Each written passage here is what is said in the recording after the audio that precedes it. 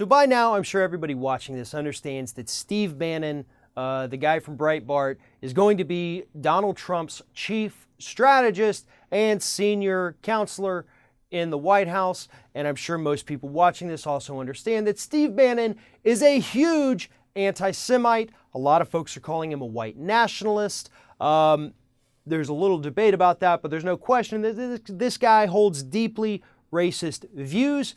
He helped to push Breitbart in an incredibly racist and misogynistic direction, which then made Breitbart the haven for the alt-right and for Trump supporters to go on there and hate on Jewish people, on black people, on Muslims, on Latinos, Hispanics, whatever.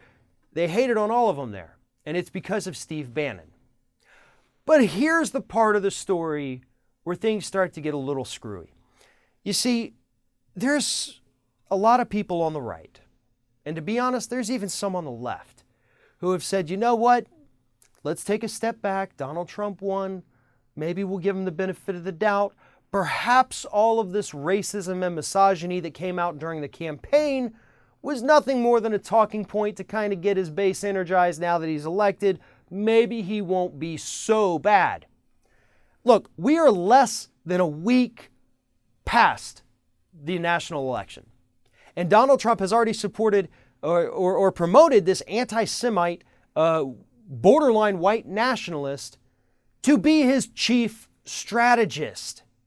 This man is going to have significant influence over policy in the United States for the next 4 years. So if anyone out there still thinks that maybe we should have a wait and see approach to Donald Trump, just look at Steve Bannon. Look at Reince Priebus. I mean, this is nothing more than a cabinet of supremacists and DC insiders.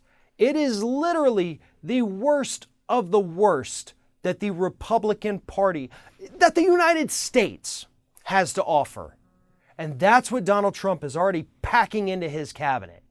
And trust me, as the days and weeks drag on until Donald Trump finally takes office, we're going to see more stories like this. Steve Bannon will not be the only disgusting character, the only disgusting little rat that's going to be scurrying around Donald Trump's cabinet. It's going to be packed to the brim with them. That basket of deplorables is going to be all over that White House.